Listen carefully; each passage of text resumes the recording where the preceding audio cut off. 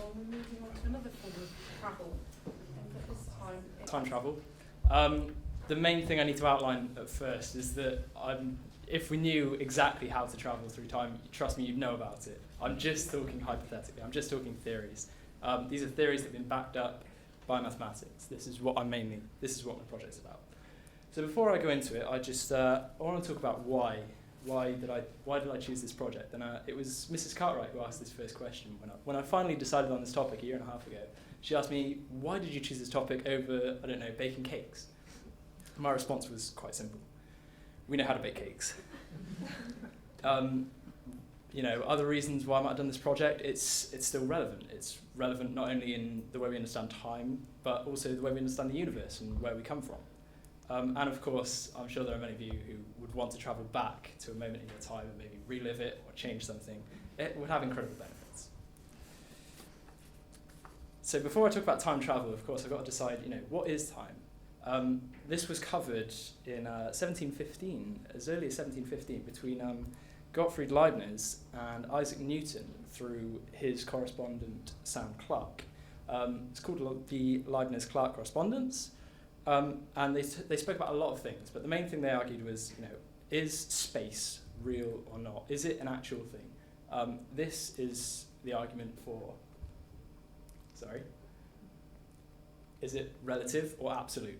Now, relative space would be saying that everything is relative to each other, and that if we had in exactly the same universe, just shifted 5 feet to the left, it would make no difference. We'd be in the same universe.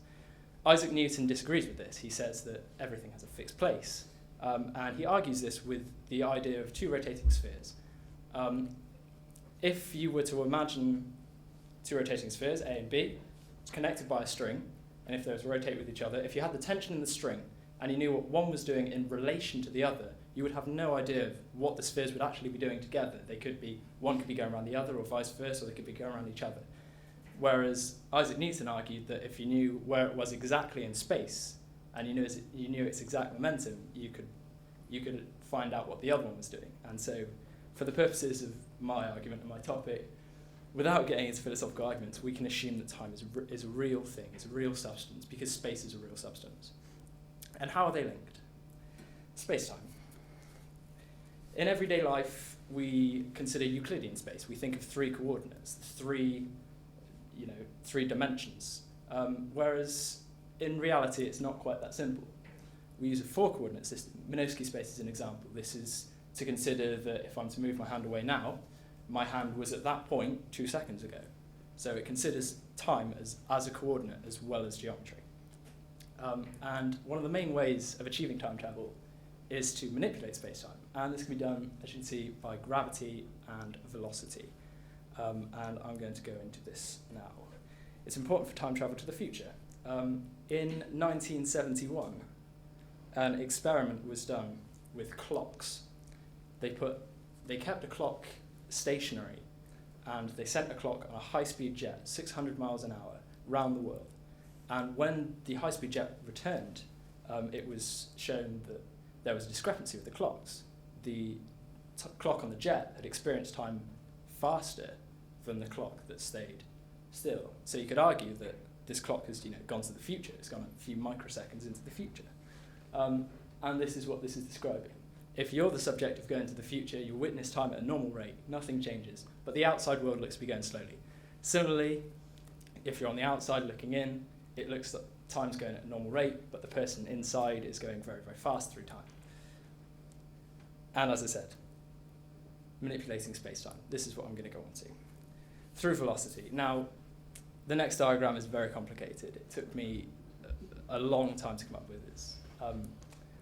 It's that. Let's imagine we're on a bus, okay?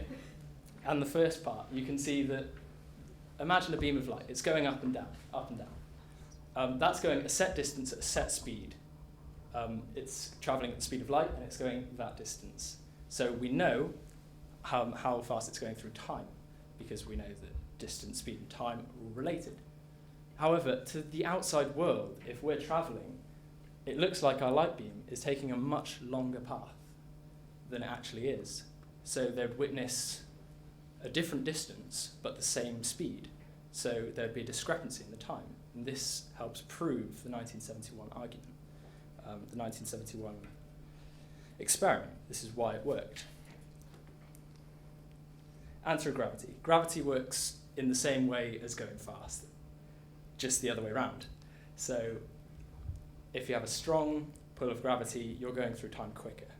So if you're at the bottom of a building or the top of a building, you'll have a discrepancy in the time. If you're at the bottom, you think time's going quicker than it actually is. If you're at the top, time's going slower.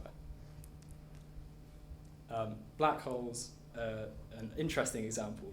The pull of gravity of a black hole is so strong that you would, in theory, go to the end of time, because maths just breaks down and everything comes out as infinity. So, just to summarise, it's been proven by studies that we can go to the future in theory. However, it would probably require technology we're not capable of yet. We can measure it to nanoseconds, but we haven't come up with anything that's, really noticeable yet. So we'd have to go fractions off of the speed of light, which we haven't done, but in theory, in the future, we could. So moving on, the more conventional one, time travel to the past. And similarly, like the other one, subject will witness the outside world travelling backwards in time, obviously. But it's unknown what the outside observer would witness, because we haven't done it. There's no possible way we've done it yet. We don't know what would happen. We don't know whether they'd disappear or whether they'd reappear. We don't know. And it's only possible by travelling faster than the speed of light, which I'm now going to talk about. FTL, faster than light.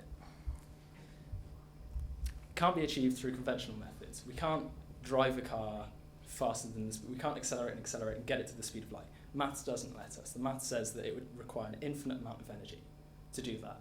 So that's not possible. So we need to think outside the box. And the main idea is that we'd have a warped region of the universe, a warped region of space-time.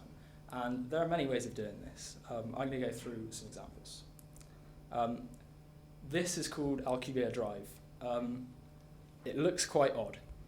It's sort of like a bubble, really. You're inside this bubble. You can go to the edges, and these edges are oscillating up and down.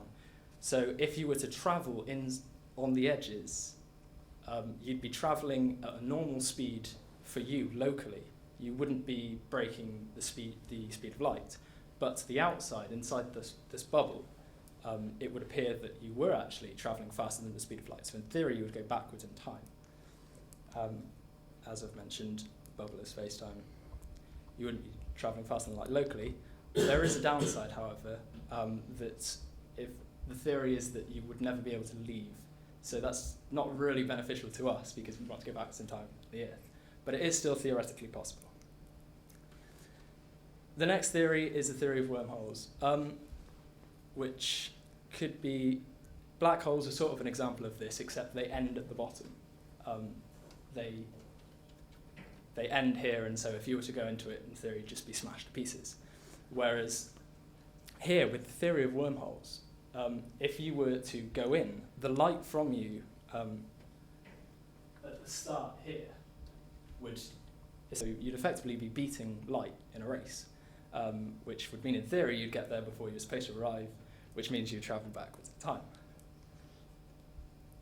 So you're essentially cheating, you're essentially taking a shortcut. The only problem with this is that they're very difficult to traverse. They would involve a very high gravity strength. It would crush anything we know at the moment. We don't know how we would go through them. That's the biggest problem with wormholes.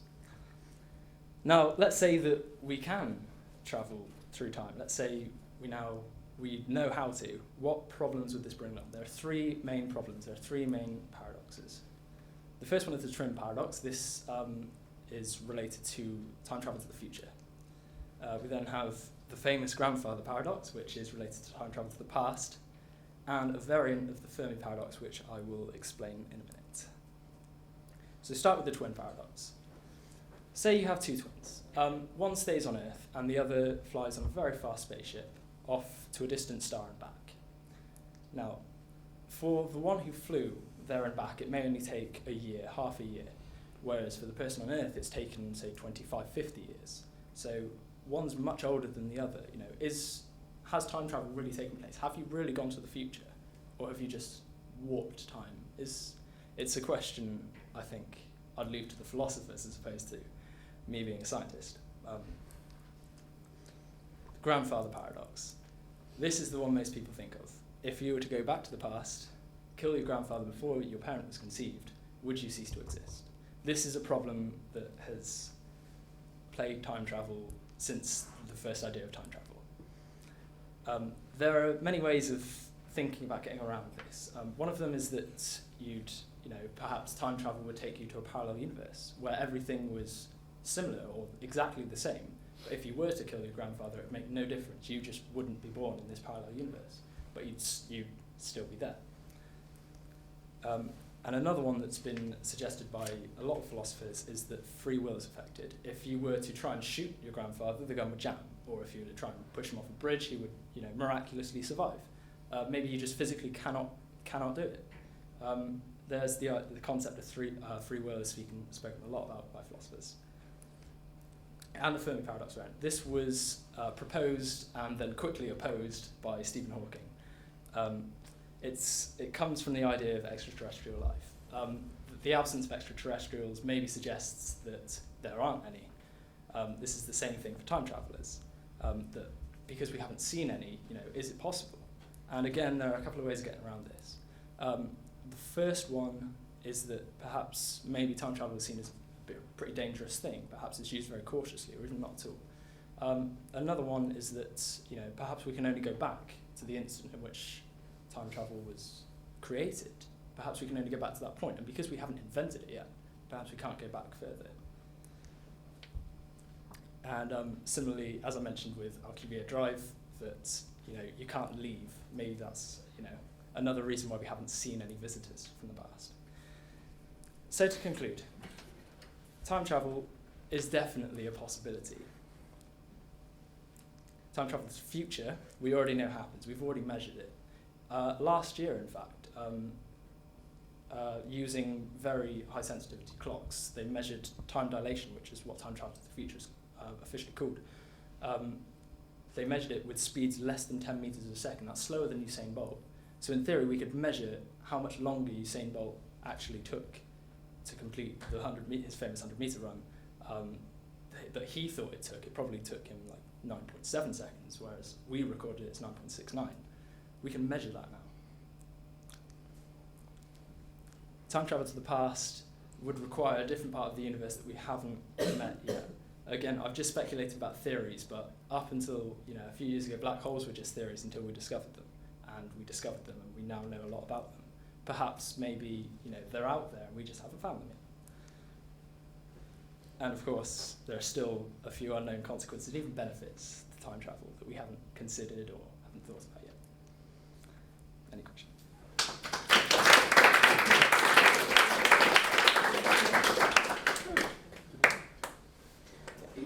You spoke about travelling to the past would require you to travel faster than the speed of light.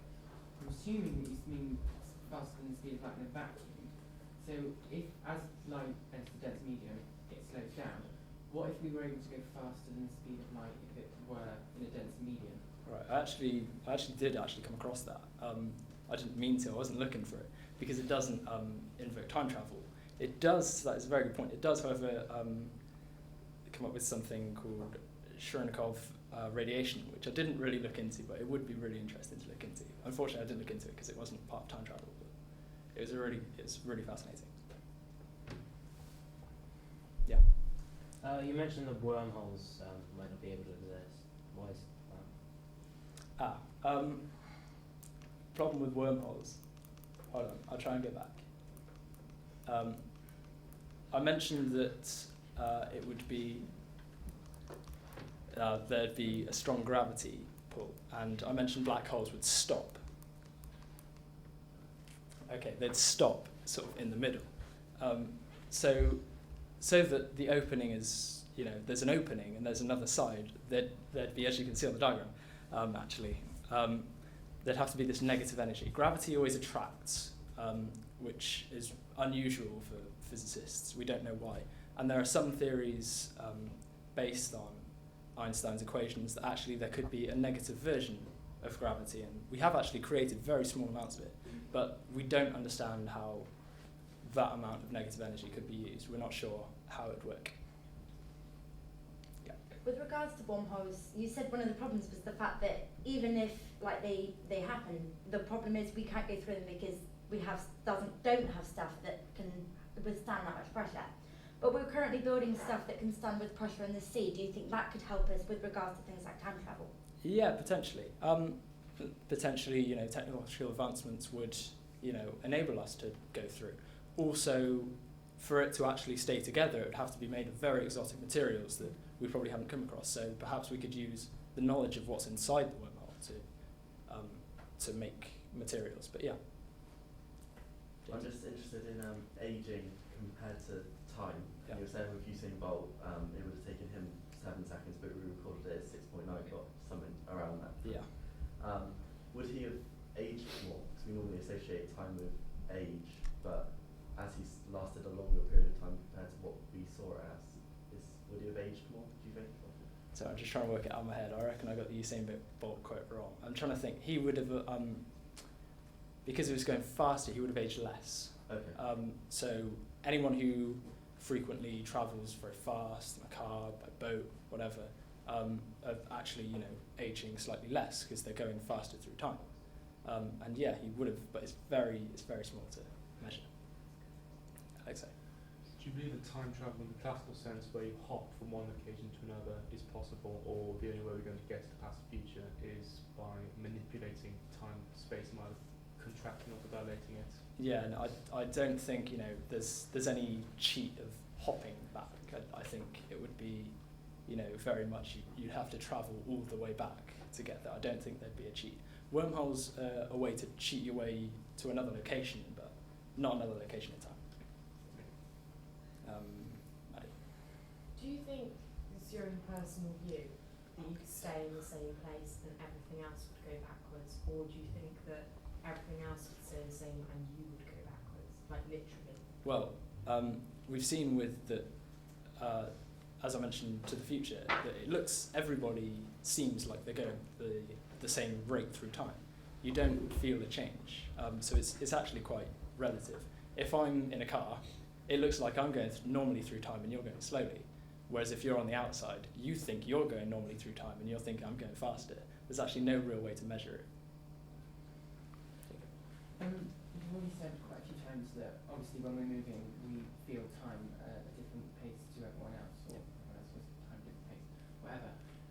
As we're all experiencing time at different speeds, could we really ever achieve time travel as we all experience a different version of time? See what I mean? Could you try and rephrase that? I Well, think I get what you mean. Okay, so But are you trying to say that if we were to all time travel, if every single one of us were to time travel to the because past? we're all travelling differently and experiencing different speeds of time, and because time is relative, could we ever have a uniform form of time travel? Because everyone experiences something different. I don't know, that's quite a difficult question. I don't really know, really. There'd be, I guess you could, if you go, I don't know, that's quite, Mr. White. Oh, sorry, can I defer to one of my parents in front of me? A lot of what you've spoken about seems to me to be very theoretical, and if I just about understand it correctly, I should probably say, but if I do, is there anything in everyday life that is affected by this, or is it just really kind of some of the more esoteric backwaters of physics that plays with this? Is it real? Well, time travel to the future is it's kind of very much real. Time dilation. So we all witness, as Jacob said in his difficult question, we all witness time at a different rate. We're constantly, there's no exact uniform way of, what time is. So, I'm sorry, I've started. I guess my question is, in everyday life, does it matter? In everyday life, time travel to the past is probably, quite irrelevant. However, understanding why it happens, why time travel happens, helps physicists to understand theories such as the Big Bang. And we're trying to push time backwards and see, what the universe was like at the start. I've heard lots of physicists talk about this, and they use theories of time travel to try and explain the Big Bang. Mr. White. Like all our speakers tonight, you speak with great persuasion, and it's lovely to see. However, don't you think this is another example of science meddling with things in the natural order, if you like, that scientists just should be allowed near? I half agree and half disagree. If there were some way of travelling faster than light and going backwards in time that everyday people could use, that would, certainly probably be very bad with some of the consequences that I mentioned. However, it's not really meddling, it's more understanding. We're not trying to create problems, we're trying to understand what could possibly happen. Yeah. If we were to time travel, would we age differently? You would only age at the rate that you would experience time. Whatever you're doing, you still think you're experiencing time at the same rate. So if I was on a really, as I mentioned before, really fast spaceship, I still think that time is going normally, and I've only travelled a year.